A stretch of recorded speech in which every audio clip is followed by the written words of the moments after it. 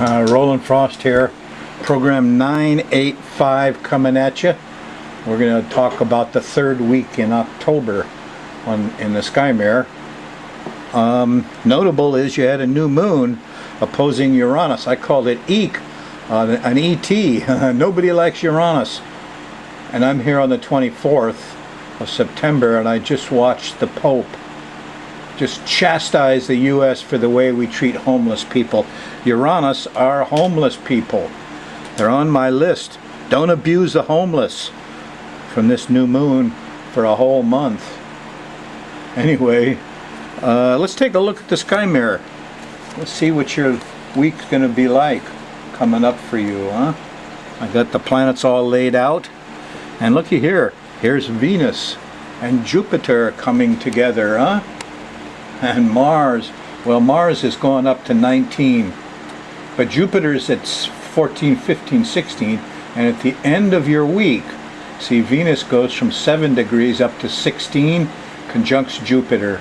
It's going to get very loving, very lazy, very sexy. Well, we're going to run the moon around the edge of this planetary pattern, and as it makes angles to the various actors on the stage, it generates the mood of the times. So here we go. What's it like here on the 15th? Well, the moon's in Scorpio. It's Thursday, October 15th, and you're coming up to that Friday conjunction to Saturn. The moon goes into Sagittarius, and here's Saturn right away, early Friday morning. Depressing. It's cold, can't get out of bed. Ugh.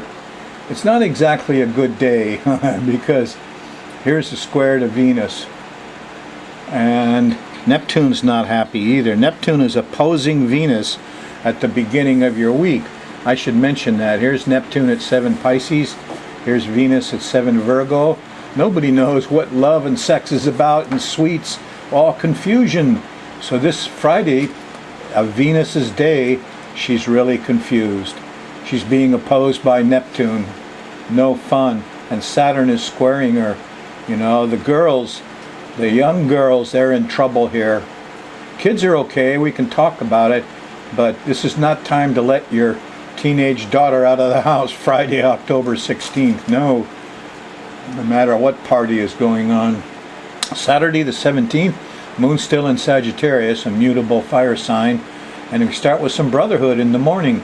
There's a trine to Uranus, and there's some good higher mental energy. By Saturday night, late about midnight, there's a sextile to the sun, and you get a plan together. I got some ambition finally, hooray! Sunday you wake up, the moon has gone into Capricorn. It's a managerial, serious sign, and we're going to get some stuff done. Here's Sunday night. Look, there's a sextile to Neptune, the planet of the Pope. I'm in love with St. Francis.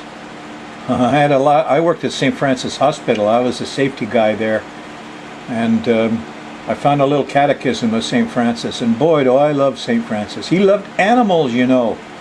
He was a hellraiser of a warrior. Suddenly started talking to the animals. Everybody thought he was crazy. First stage of enlightenment. His telepathy clicked in. St. Francis became an enlightened saint. Yeah, here's Venus too, you know, at the end of Sunday. So this is a good time for religion and sensitivity and things of that nature, huh? Continues through Monday, at least through Monday morning, huh? Here's Pluto right here, Monday afternoon. So the whole thing gets very intense, you know, when the moon goes by Pluto. Don't panic. Don't panic. Oh, those poor Muslims. Who was it that decided on the 24th for that day? Call me up. Consult a good astrologer. Let's not do this next year. Here's a square to Uranus. Eek. Where's the homeless? We feel isolated. We feel alone Monday night late. Not a good time. Tuesday on the 20th. Here's a square to the sun. We're not getting anything done. We got interrupted Monday night, and on Tuesday we're just locked up. The electronics are going bad. It's in the connections. Finally, Tuesday night about midnight, there's a sextile to Saturn, and we start getting organized. The moon's in Aquarius. Gets better on Wednesday the 21st. Here's Mercury and Uranus.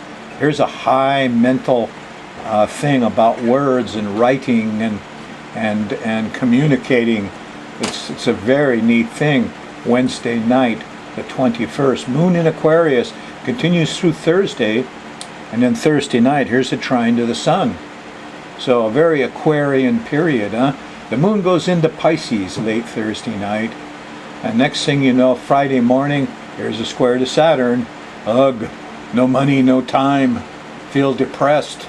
You're going into the Neptune zone. The moon goes by Neptune in about noontime on Friday, and it's no longer so tightly opposing Venus. Venus is here, see. Here's the confusion point, but you know who's there is Mars. And so tendency to be confused about physical energy and stuff. Oh, excuse me, there's Mars. What is this? Oh, this is just Neptune. Just confusion, Friday. But by the time you get to Friday night again on the 23rd, here's the opposition to Jupiter and too much laughing, and the opposition to Venus. The girls are not happy, and the opposition to Mars about 2 a.m. in the morning. Everybody fighting and ticked off. So again, not a Friday night to turn your daughter loose. No, think about it twice, okay? Saturday the 24th, well, not too bad while the moon is still in Pisces till you get to Aries. Once it crosses over into Aries, things change a lot. Starting here, there's the South Node. That's Saturday night. We all feel like we need help. Eek. And then there's the eclipse, the 5-degree eclipse, late Saturday night, early Sunday, the 25th of October. And that feels kind of shaky, and emotions are kind of out of kilter a little bit, yeah? And finally, Sunday night, here's the square to Pluto. Eek, a bug. Pluto, eek, panicky. And that continues into the isolation. Here's your old Pluto-Uranus square happening Sunday night. Starts with the panic, goes through to isolation and separation. And here's Mercury. Uranus is interrupting your ability to get around, to communicate. So